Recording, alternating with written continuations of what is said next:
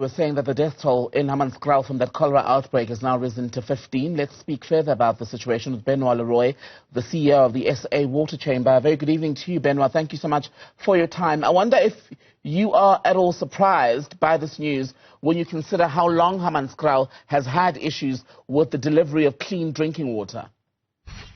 Yeah, good evening to yourself and the viewers. Whilst it's very tragic, it's unfortunately the consequences of 2 decades of underinvestment and mismanagement of our water infrastructure. And the 2022 Green Drop report that reports on the compliance levels of our sewage plants, 97% did not comply. So from that perspective, it's unfortunately not a surprise. It's very much like the Eskom disaster. It's a slow onset disaster. It started roughly in 2002 and has accelerated the last 10 years. And, without, as our colleagues were saying earlier, without holding government to account. So this is not for the courts to settle. We have people, civil servants have to be held to account, and we pay their salaries. They work for us, and they need to ensure that we put the right investment into our water and wastewater infrastructure. And, this is a breeding ground for a lot of other diseases apart from cholera, and we just can't afford to go back 50, 60, 70 years. We just can't do that. We have to look after the infrastructure we've got, and we have to put it as a high priority because people are paying with their lives now. And when it comes down to it, cholera is highly preventable, highly treatable. So A, there should not have been, if logic follows, such a big outbreak to begin with that wasn't picked up, let's say, from the first few cases. But also, that water should have been clean to begin with, because at this point, suspicion is that it all came from tap water, which should have been should have been clean, and safe for people to drink. Yeah, I haven't followed close enough to understand whether it's conclusively from tap water or not. That is the suspicion, yes. Sorry? I was saying it's the suspicion at this point. It's important to say. Suspicion. So, the tap water is less likely, it's not impossible, it's less likely, whereas the general pollution in our water courses because of sewage plants discharging non-compliant sewage, so untreated sewage. So all the pathogens just breed in there. And, but both have to be looked after. 97% of our sewage plants don't comply. So that's a breeding ground for disaster and disease. Whereas, more than 2/3 of our blue drop, so it's the potable water in our water systems, does comply. So the likelihood is more than likely is due to sewage, but everything should be at a 97 to 99%. 100% is a bit of an idealistic world, and we're nowhere near that. So, but we're also living in metros where, generally speaking, the water that's provided from the water boards and like Rand Water here is compliant to SANS 241.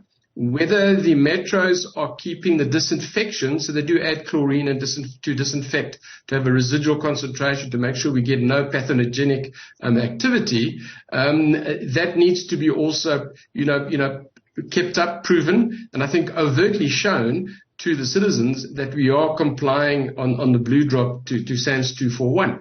And generally speaking, the water, I live in Gauteng, and I'm in Ekurhuleni, but whether I was in Joburg, Ekurhuleni, or Tshwane in the suburbs or the CBD, I would not think there should be too much of a problem with the potable water.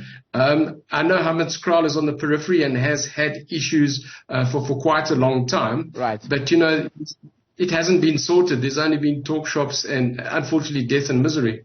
And what is at the heart of it? Is it a lack of skills?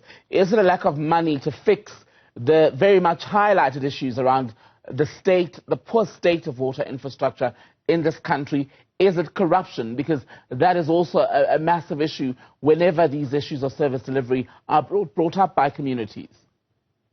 Without underplaying the effects of corruption, I think that's just the cherry on top. I think, generally speaking, it's 2 decades of underinvestment in the skills and the capital and the operation and maintenance of our infrastructure in South Africa, be it rail, be it ports, be it water, sanitation, be it electricity. So it's a general malaise that we've had, and we think that we can sweat these assets continuously. So it's a combination of things. I don't think it's any one particular issue. It's a combination of them, and unfortunately we have a perfect storm now because we're past that tipping point. We're starting to see that both in energy and in water. And there's also now the added aspect, the added element of load shedding, where even the likes of Rand Water have complained in recent months that it's caused quite an interruption in the ability of treatment plants to operate as they should. Have we fully explored that and how much of a risk that might cause? None of the systems are designed for load shedding, so straight away that's a red flag. It's a huge, huge systemic risk. But I do believe that the water boards, generally speaking, would not provide water. They would stop the pumping of water if it didn't comply. So I think the problem lies more in keeping the system pressurized as opposed to the quality of the water that's in the system. But again, it's like corruption.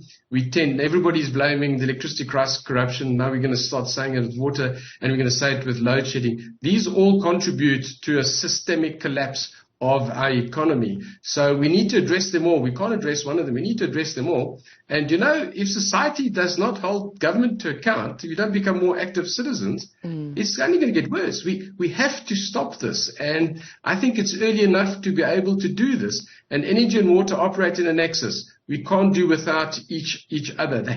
We need water to make energy. We need the energy to move the water around and to treat it. So we've really got to make these top priorities. Out of that will flow other things like, economic prosperity and the likes. People can't run their businesses without water, health, and energy. So it's a combination of things. But in the end, government is the biggest polluter. I know they don't like it when we say that, but it is the truth. And government has sweat the assets to a maximum, and be it in Eskom or in the municipal environment. So we need to really address these, and we have all the strategies, the plans, the policies, etc. But we actually have delinquent local government, and we know this. But what are we going to do about it? We need to put our foot down, and we need to demand what we're paying for and what our rights are and what's a reasonable service. Lastly, then, Benoît, how safe is the rest of the country from a situation as dire as what's happened in Hammanskraal in the last few days? 15 people now dead, many still being treated in hospital. There's already a smaller outbreak in the Free State and other communities around the country where people don't actually always have access to clean drinking water. Yes, I think, the metros, we have a better chance of nipping this in the bud, hopefully. It's the smaller to medium municipalities that are termed the lost municipalities when it comes to infrastructure, where they're less capable. But if you look at Parys now in the Free State and the Dome, there's over 100 million litres of untreated sewage from Mfuleni, and that's been carrying on now for a decade and a half.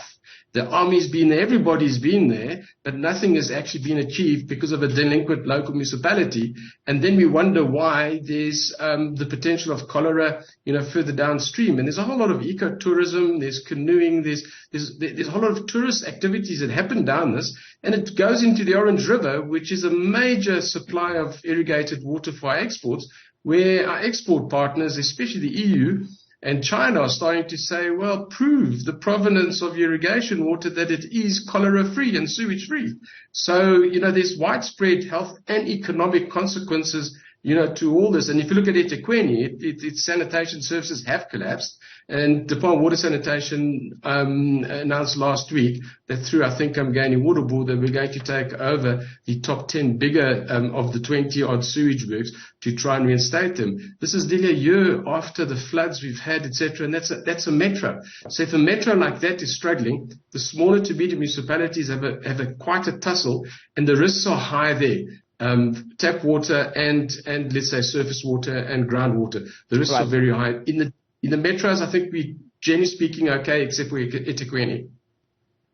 Benoît Leroy, thank you so much for your time speaking to us from the SA Water Chamber as we continue here on Newzroom Africa to give you all the angles on the water problems in Hammanskraal.